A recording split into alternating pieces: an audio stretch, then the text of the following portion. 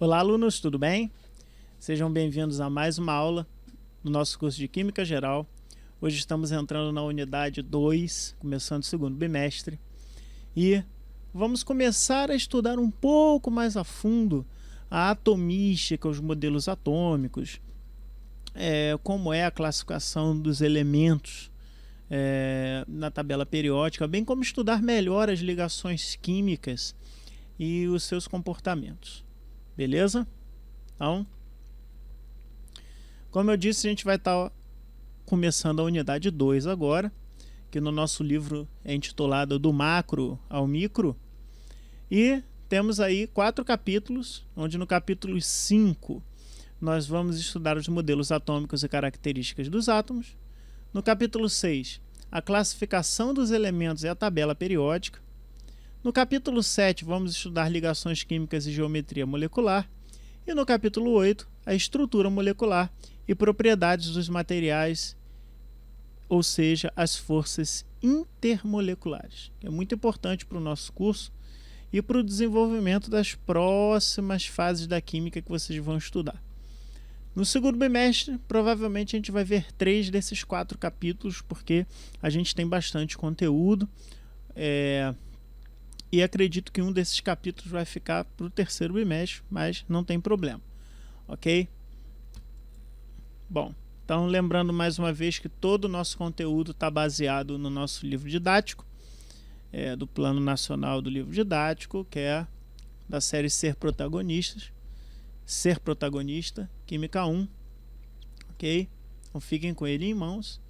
Então vamos à nossa 6ª aula do curso, Modelos atômicos e características dos átomos.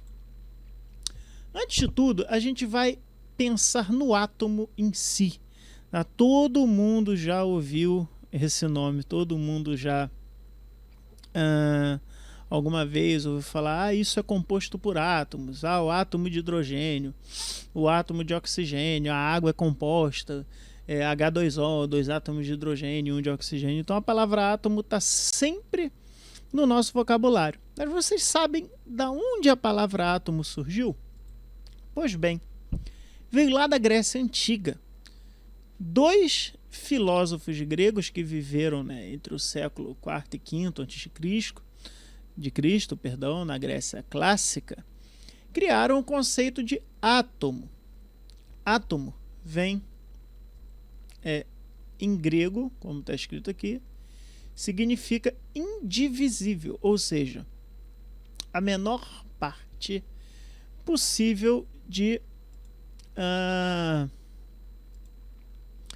qualquer matéria. Ou seja, qualquer coisa, se eu tiver essa caneta aqui, eu posso quebrar infinitamente, que no final eu vou chegar numa parte indivisível, que é o átomo. E tudo na natureza que nós conhecemos é composto por átomos, desde nós, seres humanos, as pedras, água, tudo que existe no nosso planeta e também no universo é composto de átomos, ou seja, de unidades indivisíveis. Então, vocês estão vendo que é um conceito antigo, que veio lá da Grécia e que permaneceu até o século XIX, como a gente vai ver. Ou seja, a gente ficou aí bastante tempo, aí, mais de 2000 anos, com uma ideia de que o átomo era indivisível. E hoje a gente sabe que não é assim. Mas a gente vai contar essa historinha muito bem, com calma, para vocês absorverem cada pedaço dela. Bom, então essas partículas, eles diziam que eram eternas e indestrutíveis. Depois eu vou recomendar alguns vídeos bem interessantes para vocês, que mostram que o átomo também não é eterno. Até alguns átomos muito simples, como o átomo de hidrogênio, muitas pessoas têm a ideia de, por ser muito estável, ele pode ser eterno. Não é bem assim. Tá? No final, vou deixar um canal aí que eu recomendo muito, que é do físico chamado Pedro Loss. Então, é um canal que eu acompanho muito, chamado Ciência Todo Dia. Hoje, na aula, nós vamos ver um vídeo dele, que fala sobre datação de carbono. E recomendo muito que vocês vejam os vídeos dele, que além de serem muito didáticos, trazem assuntos muito interessantes. Ok? Muito bem. Então, esses átomos são partículas eternas e indestrutíveis, conforme a visão de Demócrito, na Grécia Antiga e que estaria em movimento no vazio. Átomos de um elemento diferenciam de átomos de outro elemento na forma, ou seja, o átomo da água é diferente do átomo do açúcar e do átomo, mesmo que ele tenha um átomo de hidrogênio. Isso foi uma ideia incorporada por Dalton no início, como a gente vai ver, que foi o primeiro modelo atômico que foi proposto. Bom, então era mais ou menos isso, ok? Vocês estão vendo aí um martelo e uma coisinha aqui. Isso daqui seria o átomo, tá? E ele seria indestrutível, tá? Seria a última. Essa imagem representa bem a ideia de átomo que era tido, que seria a última parte de alguma coisa e que nada poderia quebrar ele. Pois bem. E aí a gente vai até o século XIX, onde o químico Dalton ele propôs a primeira teoria atômica, primeiro modelo atômico, vamos chamar de modelo. Tá? Lembrando que o modelo é alguma coisa que vale para aquele para aquele nível de conhecimento que a gente tem naquele momento, para as nossas limitações experimentais. Então a gente não tinha muito como enxergar além do que Dalton enxergava lá no século XIX. Eu quero que vocês tenham uma ideia, que você hoje, algumas coisas que vocês vão ver aqui e falar, poxa, mas até eu sei que isso não é assim. Mas vocês têm que ter na cabeça que naquela época existiam limitações, inclusive experimentais, que eles não conseguiam chegar, por exemplo, a entender o que era a força elétrica. Vamos supor, hoje em dia a gente sabe que a força elétrica são fluxos de elétrons. Os elétrons são partes do átomo que não é tão indivisível assim, como a gente vai ver. Mas naquela época eles não tinham ideia de que a corrente, eles sabiam que existia a corrente elétrica, mas eles não sabiam o que era. Hoje em dia a gente já sabe. Então vocês vão ter que tentar se colocar na cabeça de um químico do século XIX que não entendia muito sobre aquele assunto. Que entendia muito sobre aquele assunto, pelo contrário, mas que tinha uma limitação experimental em volta dele por questões tecnológicas. Então, Dalton propôs o mesmo nome que Demócrito, átomo. Ele buscou esse conhecimento lá e repetiu aqui, que a matéria era formada por partículas distintas que eram átomos e indivisíveis. E ele entendia que esses átomos eram esferas maciças, tipo as bolinhas de gude ou uma bolinha, aquelas bolinhas de metais que você vê batendo uma na outra assim. O átomo era uma bolinha, um círculo, uma circunferência indivisível. Ou seja, indivisível e indestrutível. Ou seja, ele trouxe esse conceito aqui lá do século IV a.C., que é o conceito de Demócrito. Ok? Pois bem, ele trouxe esse conceito para a modernidade. E ele repetiu toda essa questão do átomo ser indivisível e indestrutível. Segundo ele, a matéria era descontínua, ou seja, vocês vão entender isso daqui a pouco, pois entre os átomos que a constituíam haviam espaços vazios. Ou seja, a gente tinha átomos e esses átomos ocupavam, eles ficavam perto um do outro, tá? E havia espaço vazio entre eles, ou seja, de uma forma descontínua. Mas não espaços vazios assim muito grandes. Tá? Mas ele já tinha esse conceito de que havia espaços vazios entre a matéria. E ele fez esses 6 postulados, tá? Baseado nesses postulados dele que a gente modela esse desenho atômico. Ou seja, toda a matéria é formada por átomos, partículas esféricas, mais uma vez aqui, esféricas, maciças, indivisíveis e indestrutíveis, como se fosse uma bolinha de bilhar mesmo, uma bolinha de metal. Existe um tipo de átomo para cada elemento. O elemento hidrogênio tem átomos de hidrogênio, o elemento oxigênio tem átomos de oxigênio, o elemento ferro tem átomos de ferro, e eles são diferentes entre si. Muito bem. Átomos de um mesmo elemento são iguais entre si, obviamente, tá? Ou seja, todos os átomos que compõem o elemento ferro serão iguais entre si. Beleza. Átomos de elementos distintos diferem quanto à massa. Ou seja, se temos elementos distintos, os átomos dele vão ser diferentes em relação à massa, e isso é correto, porque naquela época já se tinha o conceito de densidade. Se ele pegasse o mesmo volume de água e o mesmo volume de chumbo, ele já entendia que ali o chumbo era mais pesado. Então ele já postulou que a gente tinha diferença de massa, existiam átomos mais pesados. Muito bem. Uma substância composta, ou seja, agora a gente já está saindo daquele nicho das substâncias simples, ou seja, aquelas substâncias que são formadas por mais de um átomo,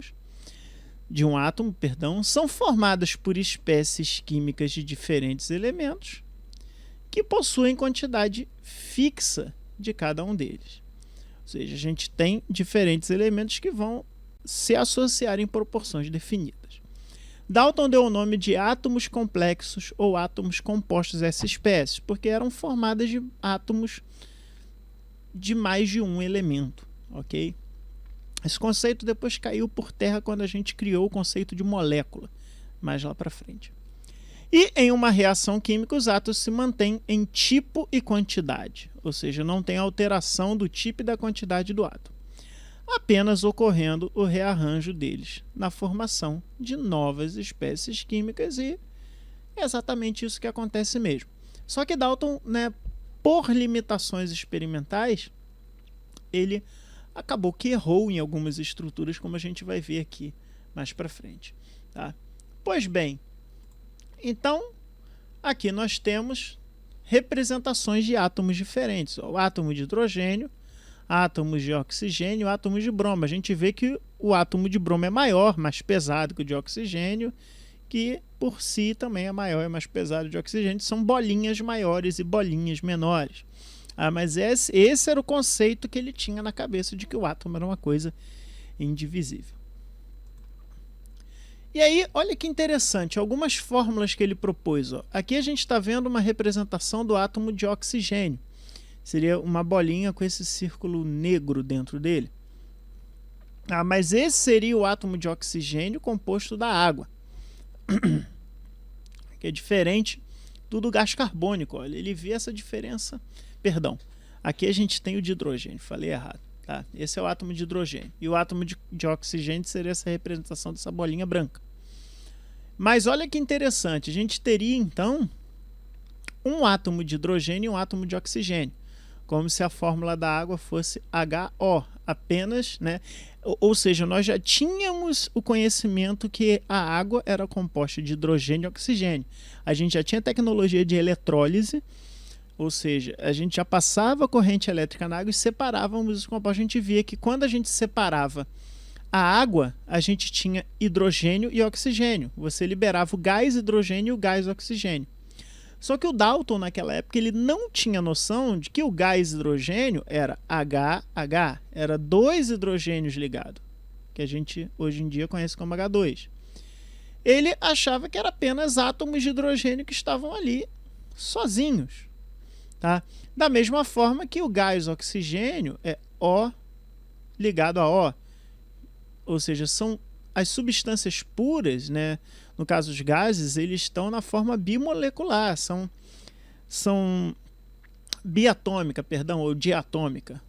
Eles são dois átomos unidos entre si. Ele achava que apenas era átomos de oxigênio que estava ali. Então isso fez ele concluir que a fórmula química da água era um átomo de hidrogênio e um átomo de oxigênio. A gente já sabe que não é assim, mas é só para vocês verem como a limitação experimental às vezes faz a gente ter ideias erradas. O mesmo átomo de oxigênio que a gente vê aqui, que é esse daqui, ele está no ácido carbônico, que ele acreditava que era um átomo de carbono e dois átomos de oxigênio. A gente também sabe que não é bem assim hoje em dia. Mas, enfim, na verdade, isso aqui é o gás carbônico. Ok?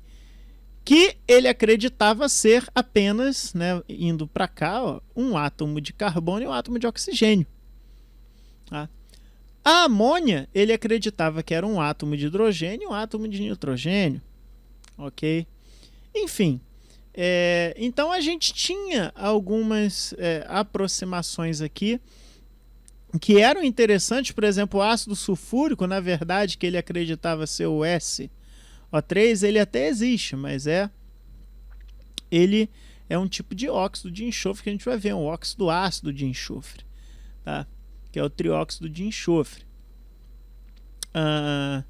Então, tem algumas estruturas que ele até acertou, mas não era o que ele estava pensando, digamos assim. Mas, enfim, volto a falar, era a tecnologia que ele tinha na época, era o que ele tinha para trabalhar naquele momento, e, enfim, ajudou muitos químicos daquela época a entenderem alguns aspectos, ok?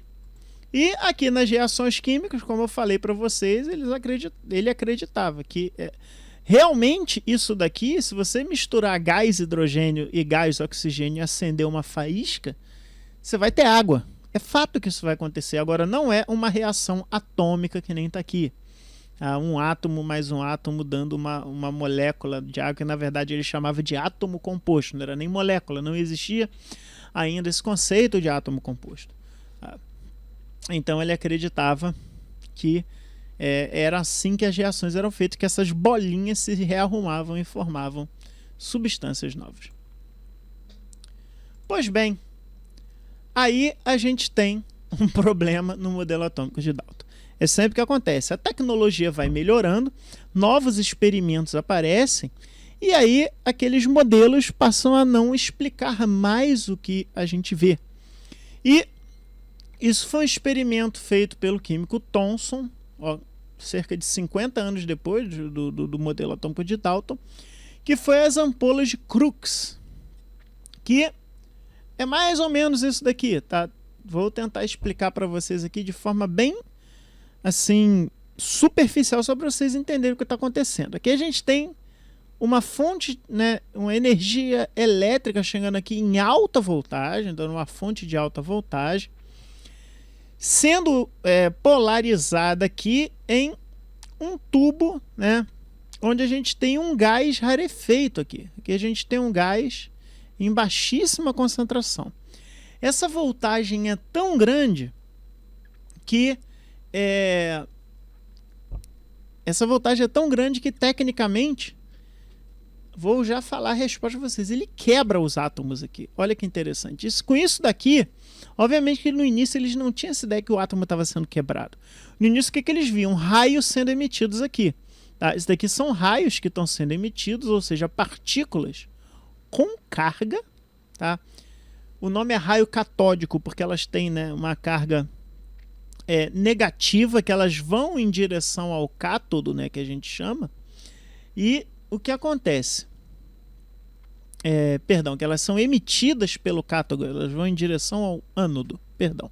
Então, elas são emitidas pelo cátodo, que é o polo negativo, que é onde está acontecendo as quebras, e elas correm em direção ao ânodo. Tá? E aí, obviamente que nesse experimento da ampola de Crookes, ele colocava uma substância fluorescente aqui para reagir com essas partículas carregadas, depois eles viram que eram negativamente, tá? E isso gerava uma imagem aqui. Isso daqui, inclusive, gente, é o princípio das primeiras televisões do nosso, né, do século XX, que perduraram aí até os anos aí. Ainda existe as famosas TVs de tubo, né? Talvez alguns de vocês nem conheçam. Eu já peguei isso muito bem na década de 80 e 90, que são aquelas TVs enormes. Aqui vou desenhar aqui do lado, que tem aquela tela assim, meio redondona, e aí tem um tubo aqui para dentro, enfim, que elas são enormes, né? Elas têm uma barriguinha, aqui tá a tela dela, tá? E elas têm aquele tubo para trás assim. Então isso daqui é o princípio, inclusive, né, dessas TVs, né, que são raios catódicos, né? Você tem ali a emissão de feixes de elétron que vão parar numa tela, tá, para fazer uma revelação de imagem. Pois bem, então, o que o Thomson reparou? Tá? A gente tem aqui no cátodo, a gente tem aqui um sistema de alta voltagem gerando energia aqui, ou seja, aqui a gente tem aqui uma bomba de vácuo, né, como eu falei, para deixar o gás bem rarefeito, né, com as moléculas bem dispersas entre si. Então, esse feixe ele chega nessas moléculas, ele quebra elas e estilhaça elas, gerando substâncias positivas e substâncias negativas. E olha que interessante. Quando ele coloca, tá, isso daqui já é o experimento feito por Thomson, baseado nas ampolas de Crookes, tá? Ele colocou um anteparo aqui e fez um feixe, tá? Isso daqui é um anteparo de algum metal que ele tem um buraquinho aqui no meio e todos esses feixes aqui, só esse daqui passava. E olha que interessante, ele fez uma divisão aqui para ver aonde esse feixe, ele aqui estava provando que eram feixes de partículas carregadas negativamente. Por quê? Porque ele aqui colocou dois polos, tá? Através de um sistema que ele colocou uma variação de polo, onde que era um campo magnético negativo e aqui um campo positivo. E olha que interessante, esse feixe de partículas negativas, ele era repelido pelo negativo, pois negativo repele negativo, e atraído pelo feixe positivo. Ou seja, aqui tinha um anteparo de fluorescente e só a parte de baixo aqui ficava fluorescente, dizendo que esse feixe de luz foi desviado para o sentido do polo positivo. Com isso, ele provou que essas partículas eram negativas, ou seja, a ideia de Dalton do átomo indivisível já era. Acabou. Tínhamos sim partículas positivas e partículas negativas, ou seja, o átomo era quebrável. Então, em 1890, fomos capazes de descobrir isso com o avanço tecnológico. Bom, como todos os corpos são eletricamente neutros, o que a gente está dizendo isso? Tá? Se o que a gente tocasse tivesse carga, se essa caneta tivesse carga, eu ia encostar nela, eu ia levar uma descarga elétrica, ter choque. Tá? Mas não, eu pego ela e não levo choque. Tá? Qualquer coisa carregada, uma tomada, por exemplo, se você tem diferença de potencial elétrico ali, se você enfiar o dedo, você toma um choque, a gente sabe disso. Então, como a carga da natureza, né, dos corpos, a gente sabe que eles são eletricamente neutros, a descoberta dos elétrons, tá? O nome elétron, inclusive, ele nem foi dado propriamente por Thomson, foi dado por alguns pesquisadores alguns anos depois. Mas ele sim propôs e descobriu corretamente que o elétron tinha carga negativa. Levou o Thomson a propor que a existência de carga positiva no átomo. Tá? Ou seja, ele falou, bom, como a matéria não dá choque, se eu tenho partículas negativas, eu vou ter partícula positiva. E ele elaborou um modelo de átomo, ele pegou aquele modelo de Dalton e deu uma rearrumada nele, onde ainda existia, sim, uma esfera maciça, só que essa esfera ela tinha carga elétrica positiva, que ela era recheada, né? Ela tinha corpúsculos, vou chamar aqui de recheio mesmo, de carga negativa. Então era uma carga positiva que tinha um monte de carguinhas negativas indo ali sendo colocadas nela, a ponto que ela ficasse neutra. Ok? Esse modelo ficou conhecido por modelo do pudim de passas. E eu vou apresentá-lo. É isso daqui. Olha que bacana. Tá? Você vai, professor, fala pudim de passas. O pessoal chama de pudim de passas mesmo. Tá? Como se isso daqui que está em rosa seria o corpo positivo. Tá? E aqui os elétrons estabilizando, mas todo enfiado dentro dele, como se fosse passas dentro de um pudim ou de um bolo. Tá? Só ficar claro historicamente aqui que esse nome não foi dado por Thomson, tá? Ele não chamou de pudim de passas. Muito bem. O ganho ou a perda de elétrons provocaria o quê? Um desequilíbrio de cargas. Então, originando os íons. Essa explicação, os íons, eles começaram a aparecer, na verdade eles sempre existiram. Só que quando os químicos começaram a enxergar que existia, por exemplo, o sódio, e um sódio que era carregado positivamente, né, que é o sódio nosso sal de cozinha, o Dalton não conseguiu mais explicar isso com o modelo dele de átomo indivisível. Tá? Então, era uma coisa que ficava assim, meio perdido, que os pesquisadores estavam tentando entender a natureza de íons, como cloreto, né? A própria natureza dos ácidos H+, e bases OH-, que a gente vai estudar bem mais lá para frente. E aí, com esse modelo, Thomson entendeu que, na verdade, um sódio no modelo de pudim de passas, cheio de elétrons aqui, ao ser arrancado um elétron desse, ele ficaria com uma carga negativa a menos, que foi depletada aqui, e com isso a gente teria um sódio com uma carga positiva, porque aqui ele perdeu um elétron. Isso o modelo de Dalton já explicava, embora ele não explicasse com requintes assim de detalhes como é que funcionava esse modelo. Por exemplo, ele não explicava muito bem a questão de ânions, tá? Porque, beleza, eu tirei um elétron, agora um cloro que já está estável lá, como é que eu vou enfiar mais um elétron nele? Isso daí ele não explicava. Pois bem, mas ele conseguiu com o modelo com esse modelo, Thomson ele conseguiu explicar satisfatoriamente melhor do que Dalton isso.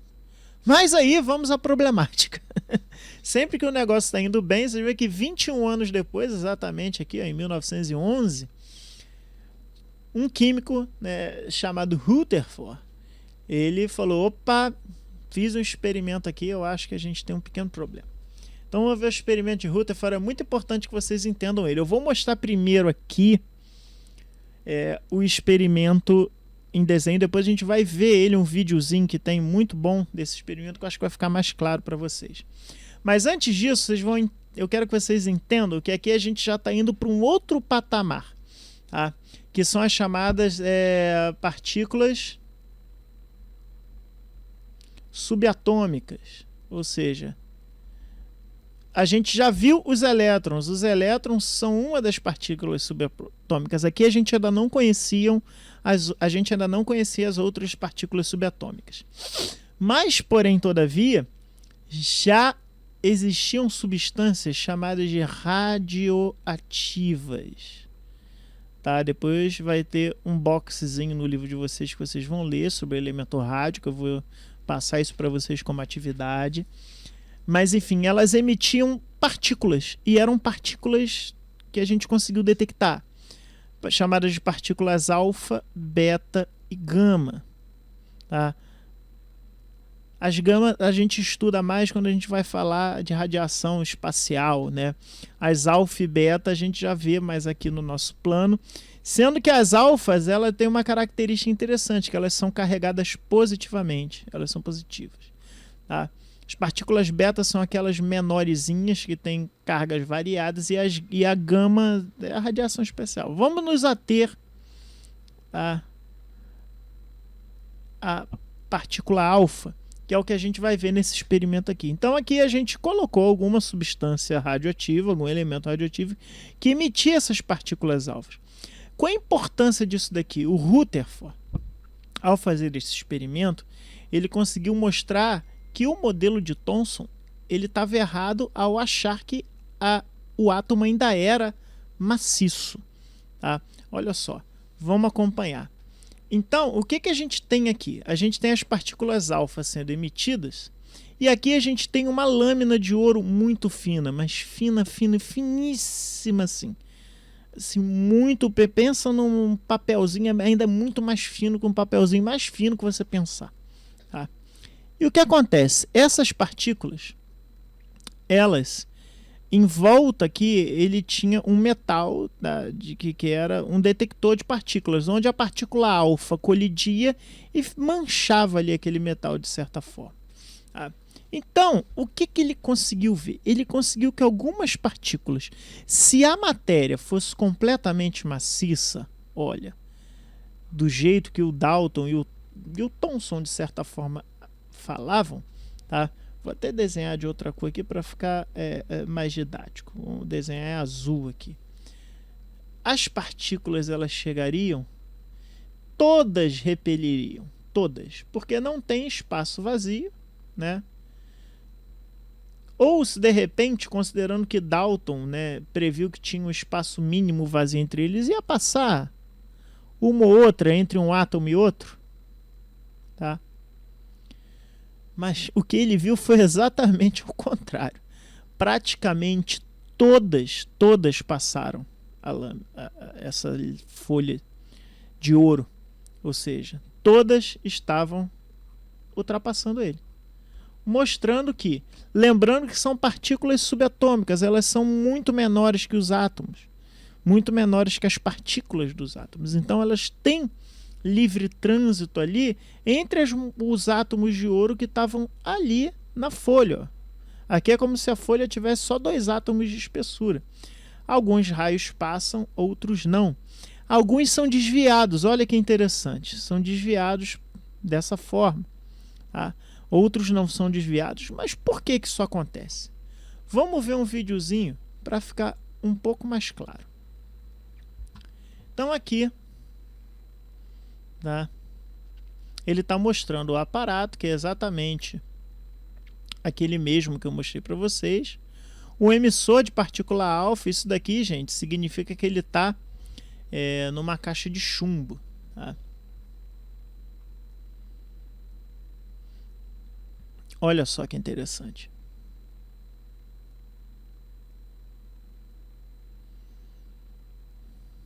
Ele está dentro de uma caixa de chumbo, porque para focalizar, né, a partícula num feixe só, aí um cross-section, quer dizer, um corte para você ver a emissão das partículas alfa radioativas ali pelo composto.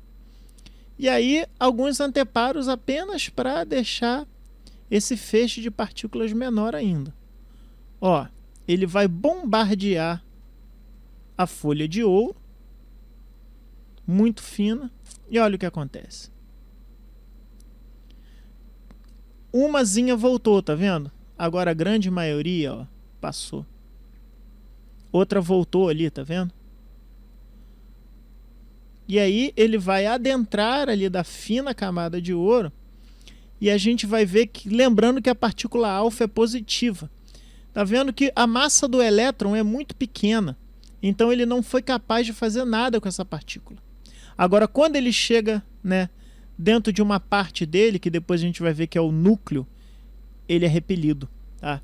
Olha só. Quando ele encosta no núcleo, ele é repelido. Por que isso acontece? Agora vamos ver a explicação. Já naquela época, né, já sabia-se que essa radiação alfa, como eu já expliquei para vocês, era constituída por partículas de carga elétrica positiva, ou seja, sabemos que é positiva, capazes de atravessar as lâminas muito finas. Rutherford observou que 99% das partículas atravessavam a lâmina sem sofrer desvios, como eu falei para vocês. 1% delas, ou seja, muito pouco, sofria grandes desvios e apenas uma em cada 10.000 colidia com a lâmina e voltava, que é o que eu falei com vocês. Apenas uma em cada 10.000 partículas ricocheteava e voltava na lâmina, como se tivesse a bola batendo na trave e voltando para você, sem atravessá-la. As poucas partículas alfa desviadas, aqui, ou que não conseguiam atravessar a folha de ouro, eram aquelas que passavam muito próximo agora do que nós chamamos de núcleo dos átomos e compunham a lâmina de ouro, ou as que se chocavam diretamente com o núcleo. Ok? Então, segundo Rutherford, o átomo seria constituído por 2 regiões.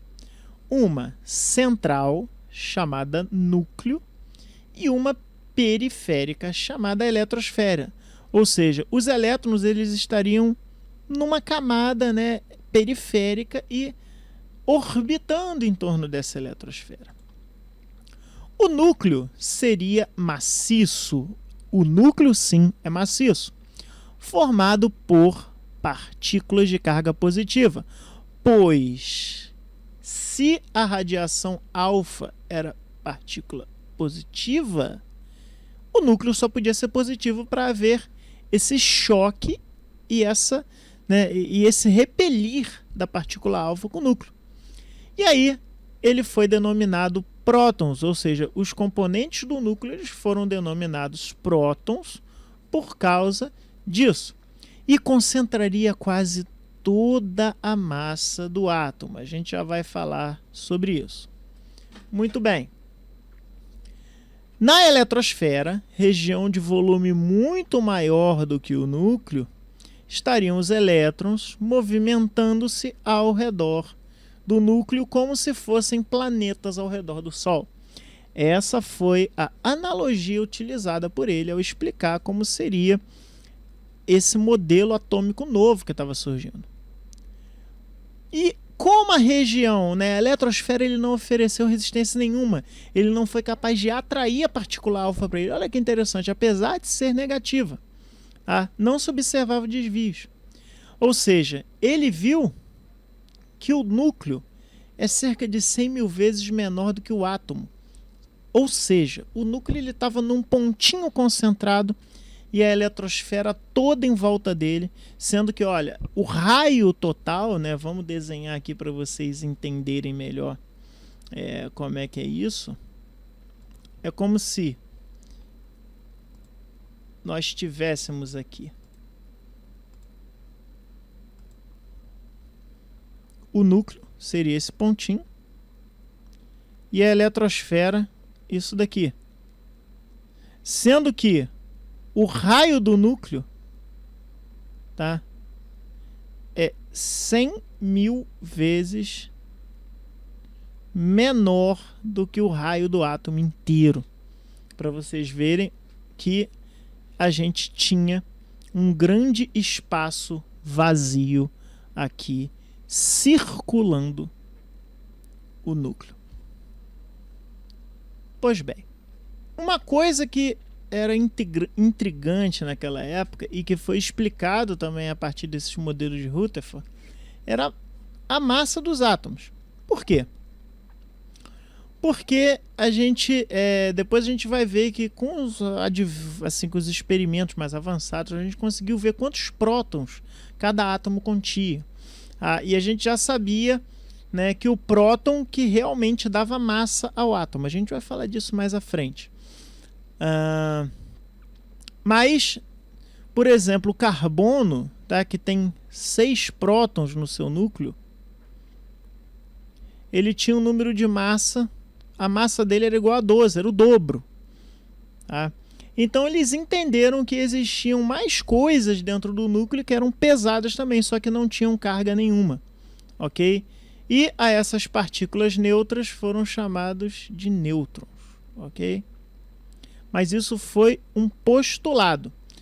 Ele postulou que isso acontecia. Os nêutrons só foram comprovados em 1932 por James Chadwick, lá na Universidade de Oxford, na Inglaterra. Ou seja, só depois de 30 anos, mais ou menos, 20 anos, perdão, por aí, que os nêutrons eles foram comprovados quimicamente que existiam, mas já foram postulados nesse modelo de Rutherford.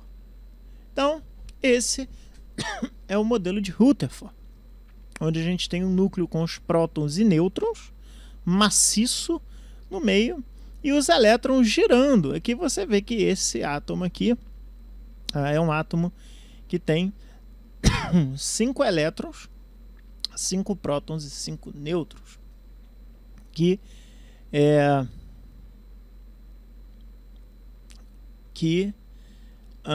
mostra um grande espaço vazio entre o núcleo e esses elétrons que aqui orbitam, tá? Então, um espaço vazio enorme. É como se fosse, né, a comparação assim, bem esdrúxula, mas é como se fosse o estádio do Maracanã, né, se fosse ali a eletrosfera, e a bola no meio do estádio fosse o núcleo. Mais ou menos isso. Tá? O resto é espaço vazio, né? Mas a gente não consegue aproximar isso por questão das forças que existem aqui, que a gente vai ver depois que tem muito mais coisa envolvida. Tá? Mas a força de repulsão eletrônica aqui é o suficiente para manter isso daqui estável. Embora a gente vai ver que tem um probleminha nessa teoria que a gente só vai resolver com química quântica, que vai ser papo para a próxima aula, que é o modelo de Bohr. Por enquanto a gente vai parar no modelo de Rutherford e entender que ele trouxe muita coisa interessante para a gente. Tá? E aqui uma outra representação, tá? Aqui sem a órbita, né, dos elétrons, mas mostrando que isso sim seria, né, um modelo mais aceitável, tá? Com o núcleo aqui e os elétrons girando aqui ao redor desse núcleo, como se fosse um sistema planetário, né? Muito bem dito por ele. Então, o próton, né? Quais seriam as partículas no modelo de Rutherford? Aqui seria uma descrição das partículas do modelo. Tá? Seria o próton, o nêutron e o elétron. O próton muito representado como P+, para representar a carga positiva, ou simplesmente P. Nêutron como N e o elétron o E- ou apenas o E. A gente usa mais o com sinal só para lembrar da carga dele. Carga relativa, assumindo a do próton como referência, né? Então, mais um, seja carga positiva. Nêutron, carga 0. Elétron, menos 1. A carga relativa, né, em coulombs, seria 1,602 vezes 10 a menos 19 coulombs e, no caso, positivo para próton e negativo para elétron, menos 1,602 vezes 10 a 19. A massa relativa, né, seria o próton como massa 1, o nêutron com massa 1,002, ou seja, o próton e o nêutron eles têm aqui a massa em quilo, né? Massa relativa é apenas, a gente vai padronizar um como sendo 1 e o outro, né, vai ser alguma coisa em relação a ele, né? Por exemplo, a gente vê que o nêutron é um pouquinho, né, cerca de 2 milésimos mais pesado, né, em termos de massa. Um próton pesa 10 a menos, 1,673 vezes 10 a menos 27 quilos. É um negócio infinitamente pequeno. Mas a gente vê que tem uma diferençazinha aqui de 2 milésimos aqui, que joga o nêutron um pouquinho mais pesado, mas isso é irrisório. E olha que interessante que a massa do elétron, enquanto a massa do próton é 1, a massa do elétron é 0,000, ou seja, 0,5 milésimos, já nos milionésimos quase ali. Na verdade, esses cálculos mostram que a massa do elétron é 1836 vezes menor que a dos prótons e a dos nêutrons. Ou seja, a massa do elétron não influencia em nada. Se eu pegar um próton, a massa é 1. Se eu somar um elétron, eu vou somar com 0,0005. Se eu somar isso, vai dar 1,0005. Ou seja, vai dar 1 praticamente. Eu teria que juntar 1836 elétrons para dar uma massa de um próton. Não existe átomo com 1836 elétrons, dá para você ter uma ideia. A gente não chegou, está bem longe disso. Então, por isso que quando a gente pensa em massa das substâncias, a gente está pensando no peso de prótons e nêutrons. Eles que pesam mesmo. O elétron é insignificante. Ok? E como eu já falei, a massa de prótons e nêutrons são muito próximas. Praticamente só a diferença lá nos milésimos. Então a gente diz que a massa deles é igual. Bom, então os íons também são muito bem explicados pelo modelo de Rutherford. E com agora o advento, né, que a gente consegue saber quantos prótons tem dentro do núcleo, isso é uma coisa muito importante, que o modelo de Thomson ele considerava uma massa maciça positiva e contando apenas elétrons para estabilizar aquilo, o modelo de Rutherford dá nome aos bois. Então a gente sabe quantos prótons e quantos elétrons tem na substância. E, obviamente, vocês já vão entender que o número de prótons de uma substância vai ser igual ao número de elétrons na substância pura, não ionizada, né? Porque senão a gente lembra da história que eu encostaria na caneta, ela me daria choque. Então, a gente tem que ter a carga 0, né? Porque com isso daqui, a carga é igual a 0. Beleza. Então, ó, o magnésio ele tem 12 prótons no seu núcleo e 12 elétrons, né? Tem os nêutrons aqui também contrabalançando. Depois a gente vai falar melhor. Não pensem que o número de prótons sempre vai ser igual ao número de nêutrons. Depois a gente vai falar disso daí melhor. E a gente tem os elétrons aqui, são 12 elétrons. Agora, o que acontece se eu eliminar 2 elétrons? Ele pode perder 2 elétrons.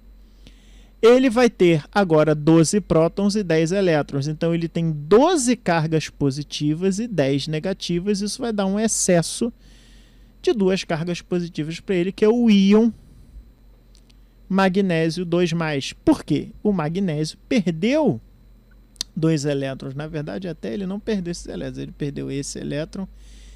A gente vai ver que ele sempre perde primeiro os mais de longe, né? E o flúor, olha que interessante, esse é o átomo flúor.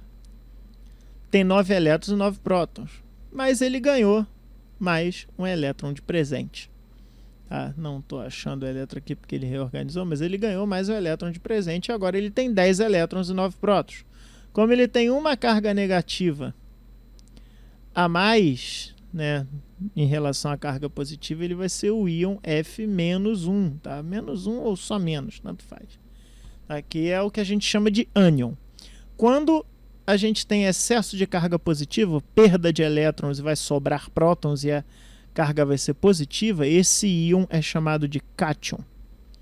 Quando a gente tem excesso de elétrons, ou seja, aquela substância ganhou elétrons e ficou com mais cargas negativas do que positivas, nós chamamos de ânion. Cátion, positivo, ânion, negativo. A gente vai rever isso depois com mais afinco. E aí, em 1913, um assistente de Rutherford chamado Moseley, ele desenvolveu uma metodologia para determinar a carga nuclear dos átomos, ou seja, quantos prótons a gente teria naqueles átomos. E ele percebeu que os átomos do mesmo elemento, ou seja, todos os átomos de ferro, por exemplo, todos os átomos de oxigênio, todos os átomos de hidrogênio, enfim, por qual que ele pegasse e isolasse de qualquer substância, eles sempre tinham a mesma carga nuclear, ou seja, o mesmo número de prótons assim. E aí ele viu, bom, isso é uma forma inteligente da gente separar os átomos, né, pelo seu número de prótons. Então, não existiriam átomos diferentes, né, se eles, assim, se a gente pegar o átomo A e o B, eles tiverem o mesmo número de prótons, eles são o mesmo átomo. Se os números de prótons foram diferentes, definitivamente não são o mesmo átomo. Então ele ficou conhecido como número atômico. Nem vocês estão vendo aqui que ficou, ele até hoje é decisivo para a gente classificar os átomos em primeira instância. E é muito importante saber que a carga nuclear está diretamente associada a essa quantidade de prótons, né? Obviamente, a quantidade de prótons, o número de nêutrons não vai influenciar na carga nuclear, ok? Pois cada próton apresenta carga relativa 1. Aqui saiu 11, está errado, tá? Esquece esse 1 aqui. Na verdade é 1, tá? Por isso cada elemento químico é caracterizado em função da quantidade de prótons que tem. E o número de prótons de um átomo é chamado de número atômico e a letra é Z. Então, quando a gente falar em número atômico, é o número de prótons, ok? Então, só para escrever aqui, número atômico, número atômico é representado pela letra Z. E o Z é igual ao número de prótons. É isso. Ele é a mesma coisa que o número de prótons. Se a gente extrapolar mais ainda, como a matéria não dá choque, como eu expliquei para vocês, ele também vai ser o número de elétrons. Tá? Então, o número atômico é o número de prótons, é o número de elétrons. O número atômico do magnésio é 12. Então, quer dizer que o magnésio, o átomo puro, ele tem 12 prótons, 12 elétrons. Ok? Agora, o magnésio 2+, na forma de cátion, que a gente viu no slide anterior, vou até botar aqui para vocês verem. Tá vendo? 12 elétrons, 12 prótons. Então, o número atômico do magnésio é 12. Ok? O número atômico do magnésio aqui continua 12, porque ele tem 12 prótons. Só que agora no cátion ele tem 10 elétrons, ele vai ser diferente, tá? Então a gente usa essa aproximação de número de prótons igual ao número atômico igual ao número de elétrons apenas quando a gente está falando do átomo representativo, ou aquele átomo lá puro, no estado puro dele. O número de massa de um átomo, né, agora falando da massa, tá? Estamos mudando aqui de tópico, vamos falar de número de massa. diz respeito à soma das massas de prótons e nêutrons. Lembrando que prótons e nêutrons aqui tem peso propriamente dito. Tem a mesma massa relativa, como já vimos. Os elétrons não entram por ter massa infinitamente pequena. E o número de massa é representado pela letra A. Ok? O número de massa, tá? A, número de massa, é igual ao número atômico. Por quê? Mas você não falou que são os prótons? Ah, mas o número atômico é o número de prótons. É a mesma coisa, tá? E agora o N, que é o número de nêutrons. Ok? Então, aqui, ó, a gente tem nêutrons e prótons. Esse é o átomo de nitrogênio. Tem massa 14 e Z igual a 7. Ou seja, se ele tem 1, 2, 3, 4, 5, 6, tem mais um ali atrás perdido, 7 prótons, e a massa dele é 14, ora, para completar 14 eu preciso de 7. Ele tem 7 nêutrons. É um raciocínio bem lógico. Tá? Então a gente tem 7 nêutrons aqui nessa composição, e os elétrons, né? É como se a gente botasse um elefante na balança, né? O elefante seria o próton. E aí colocasse uma formiga para ver quanto dá. Quando dá uma formiga mais o elefante, o peso da formiga vai ser irrisório. Então, os elétrons não vão ter problema nesse coisa. Então, quando a gente fala de massa de cátions e de ânions, eles vão ser exatamente as massas dos elementos puros e representativos. Tá? E como a gente representa as espécies químicas? Dessa forma. A espécie aqui, letra E até, que é a espécie química, que é o símbolo químico que a gente ainda vai ver, né, como é que é a nomenclatura química das substâncias. A gente escreve o número de massa aqui, lado esquerdo, tá? Que é o lado esquerdo. Na parte de cima, o número de massa, e embaixo o número atômico. Tá? Por exemplo, magnésio. O número de massa dele é 25. Número atômico é... Desculpa aí, pessoal. O número atômico é 12, que nem a gente viu. Tá? Ele não tem carga, não boto. Agora o magnésio 2+, por exemplo, ele teria a carga 2+, que seria o cátion, por exemplo. É aqui que a gente escreve. Ok? Então aqui é o cloro. Tá? O cloro, o número de massa dele, se está aqui em cima, é o número de massa. Aqui é o número atômico, que a gente representa, que é o número de prótons também. Tá? Agora vamos lá. Se o número de massa dele é 37 e o número atômico é 17, qual seria o número de nêutrons? Tá? Aí, aquela relação que a gente viu. O número de nêutrons é o número de massa menos o número atômico, que é o número de prótons, que a gente vai achar o número de nêutrons. Então vai ser 37 menos 17. Logo, o número atômico é igual... Perdão, o número de nêutrons é igual a 20. Está vendo que nem sempre o número de nêutrons é igual? A gente vai ver isso daí daqui a pouco.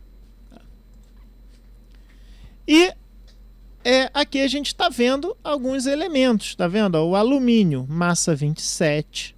Só que esse é o alumínio cátion, na forma 3+. Ele tem 13 prótons, mas porque o alumínio em qualquer estado vai ter 13 prótons. Agora ele tem 10 elétrons, porque ele perdeu 3 elétrons para ficar com 3 prótons a mais. Porque ele, sem ser cátion, né, ele seria 13. E número de nêutrons 14, porque o número de nêutrons, tá, mais o número de prótons, 13 mais 14 dá 27. O bromo, ele está na forma de ânion. Ele ganhou 1 elétron, menos 1. Então ele tem 35 prótons, era para ter 35 elétrons, só que agora vai ter 36 elétrons, porque ele ganhou mais um elétron para ficar com essa carga negativa a mais. Número de nêutrons 46. 46 mais 35, 81. E por aí vai. Se vocês verem em termos de número de prótons, eles vão ser sempre diferentes, porque cada elemento tem o seu número de prótons certo e específico seu. Agora, elétrons, a gente tem aqui três 3 espécies, vamos falar assim que é o mais correto, que tem número 36 elétrons, que é o bromo menos 1, o rubídio mais 1 e o selênio menos 2. Tá? A gente vai ver que alguns compostos têm o mesmo número de nêutrons, ó, 46, 46, que é o bromo e o selênio. A gente vai ver que, inclusive, existem alguns elementos com o mesmo número de massa, tá? Que a gente vai ver depois mais para frente. Então vamos lá. Então, esses que têm o mesmo número de elétrons, tá? Nós vamos chamar de isoeletrônicos. Ok? Eles são os isoeletrônicos. Os que têm o mesmo número de nêutrons, como esse daqui e esse daqui, tá? Que é o Br- e selênio menos 2, mas esse com massa 81 e esse com massa 80, eles são isótonos. Para lembrar é o N, mesmo número de nêutrons, isótonos. Aqui não temos exemplos de isóbaros, tá? Mas vamos supor que a gente tem um bromo, tá? Supondo aqui que eu tenho um bromo que tem 45 nêutrons. Perdão. O número atômico do bromo é 35 e ele tem 45 nêutrons.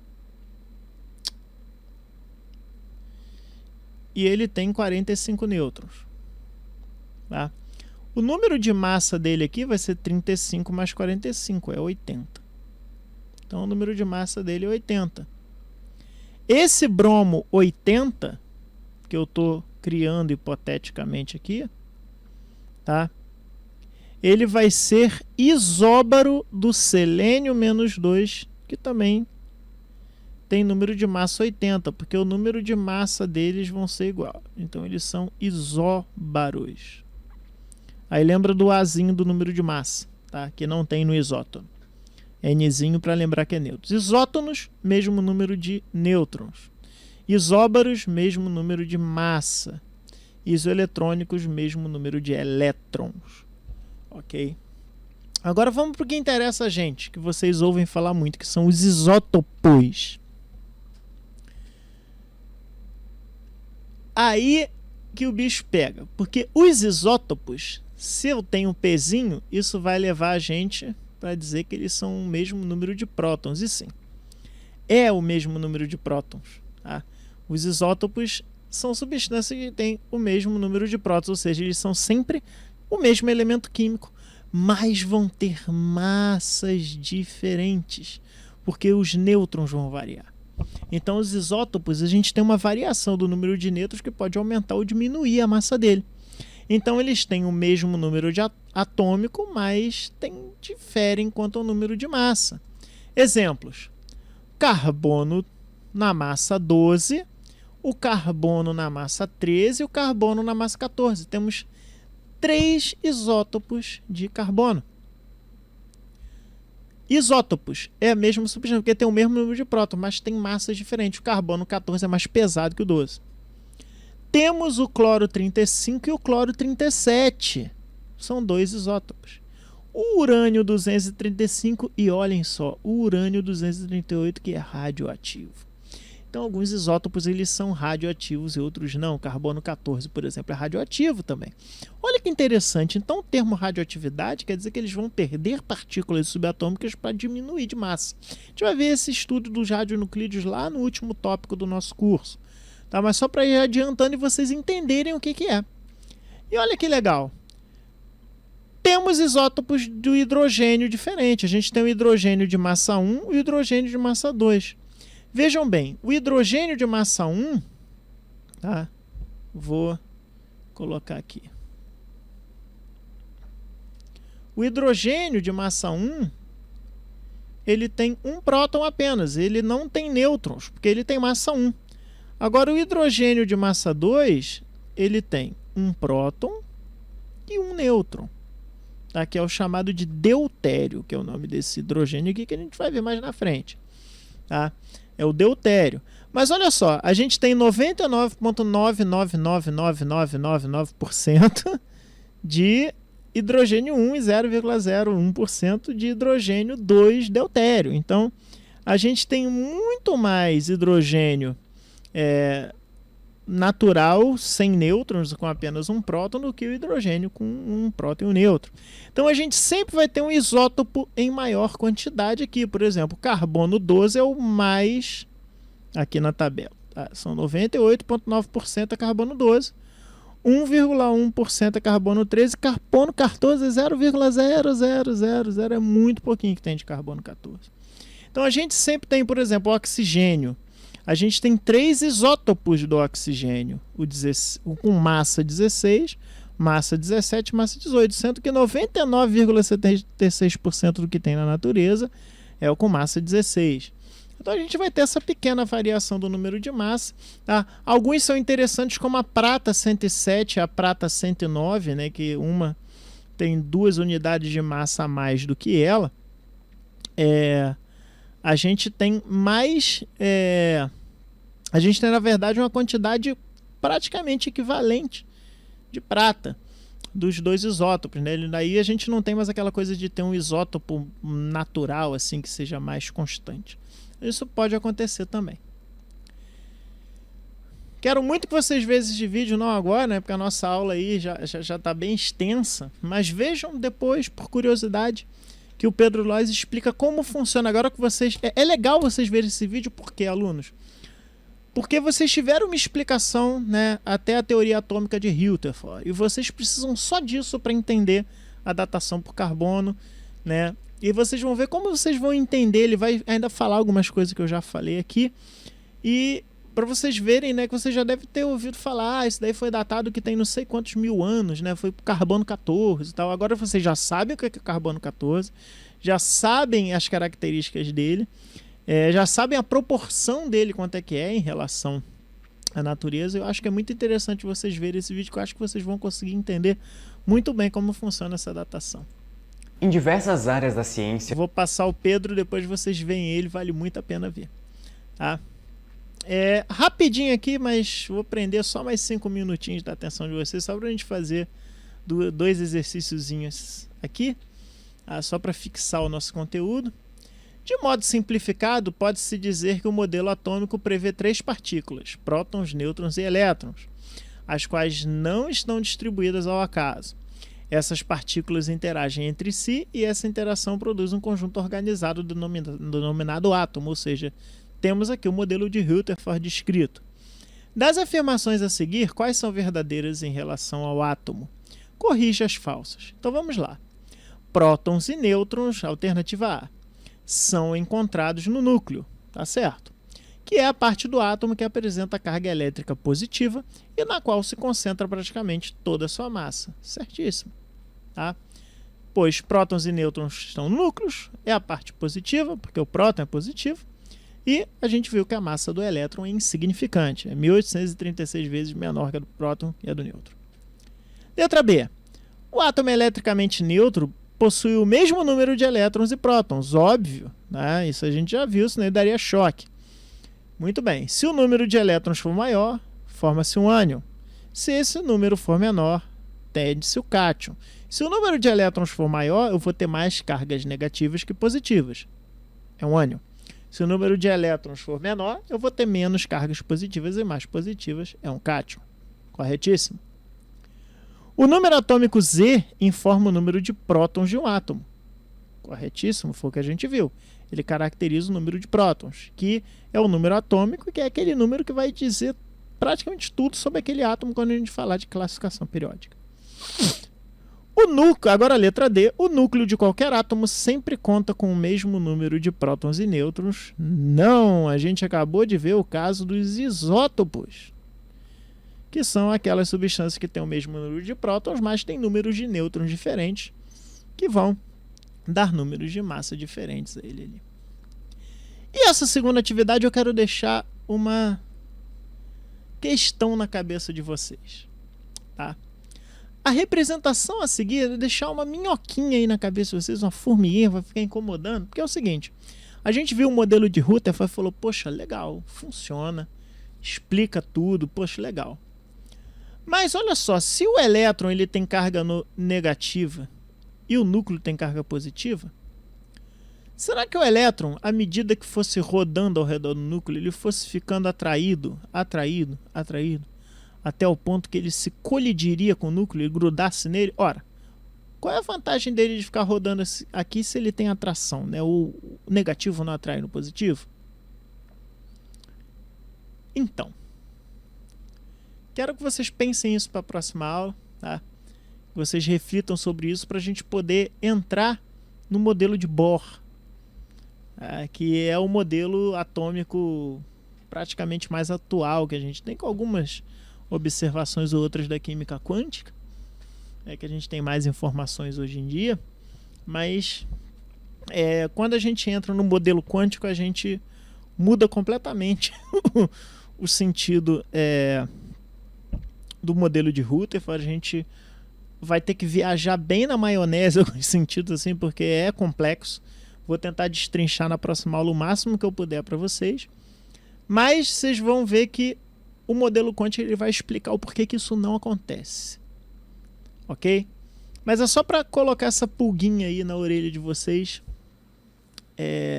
sobre essa questão, por que o elétron não vai aos poucos indo em direção ao núcleo e colidindo com ele, visto esse modelo de planetário orbital, que o Rutherford propôs. Então é isso, pessoal. A aula foi um pouco longa, mas é melhor assim e bem com calma, mostrando o videozinho para vocês. Ficam as referências. Não esqueçam de ver esse vídeo do Pedro Loss, tá? Depois eu vou passar até alguma atividade relativa a esse vídeo, que eu acho que ele é um vídeo especial, tá? E tentem ver mais vídeos do canal. O canal dele é muito bom para quem gosta de ciência, tenho certeza que vocês vão gostar. Então é isso, pessoal. Foi muito bom estar aqui com vocês. Espero que tenha sido proveitoso. E não esqueçam de acessar a nossa plataforma lá, o Google Classroom, SIGA. E se tiver alguma dúvida, não deixe de entrar em contato, que a gente está aqui para ajudar vocês. Tá bom? Bons estudos e até a próxima. Tchau!